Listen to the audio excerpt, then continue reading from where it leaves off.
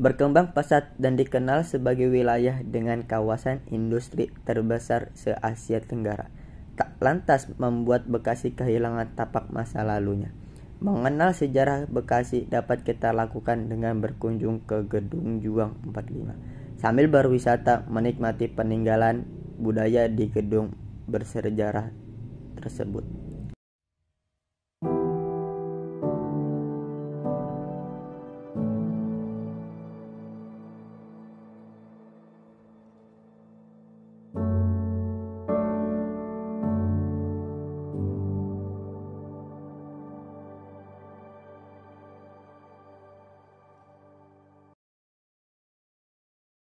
Ini menjelang tahun saksi sejarah di Bekasi.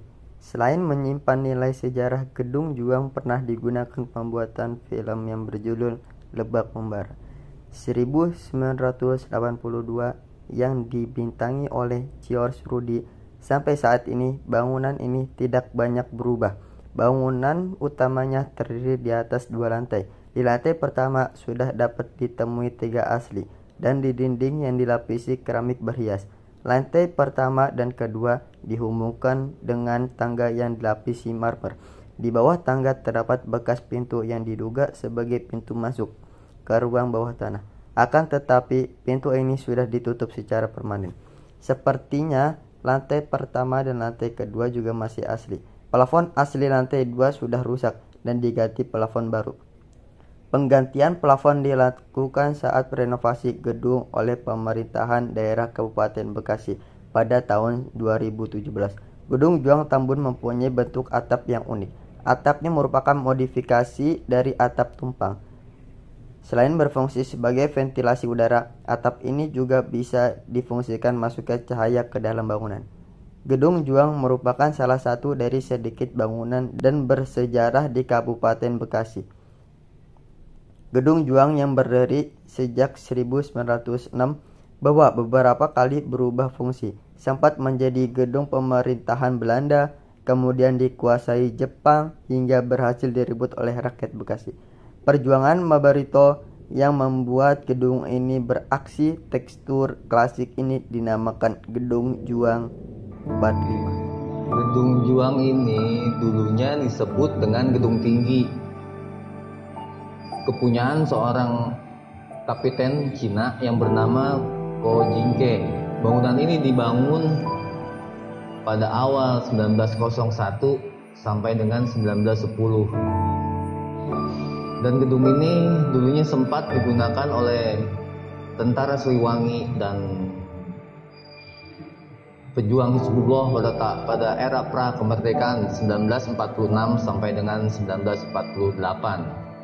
Dan sempat terjadi pertukaran tawanan perang antara tentara kita dengan tentara Belanda dan Inggris. Dan gedung ini juga sempat dijadikan Karesidenan Jatinegara. Pada saat itu Bekasi masih bagian dari Jatinegara sampai Bekasi memisahkan diri. Setelah Bekasi memisahkan diri, Gedung Juang ini juga sempat dijadikan kantor Kabupaten Bekasi sampai tahun 60-an. Setelah itu bangunan ini terus berkembang menjadi kantor-kantor pusat pemerintahan dan sempat pula dijadikan universitas terbuka yang asal mulanya sekarang menjadi Unisma. Dan sampai sekarang gedung ini dikelola oleh Dinas Budaya dan Pemuda dan Olahraga. Dan rencananya gedung ini akan dibangun museum digital dan pusat kebudayaan masyarakat Bekasi yang insya Allah akan dibangun awal tahun depan. Untuk sekarang gedung ini dipakai menjadi pusat kebudayaan masyarakat Betawi Bekasi khususnya. Salah satunya dengan diadakannya pencaksilat budaya-budaya Betawi dan kegiatan-kegiatan olahraga mulai dari senam, silat, taekwondo, boxer dan banyak lainnya. Insya Allah hampir setiap bulan akan direncanakan kegiatan-kegiatan yang berbentuk dengan kebudayaan.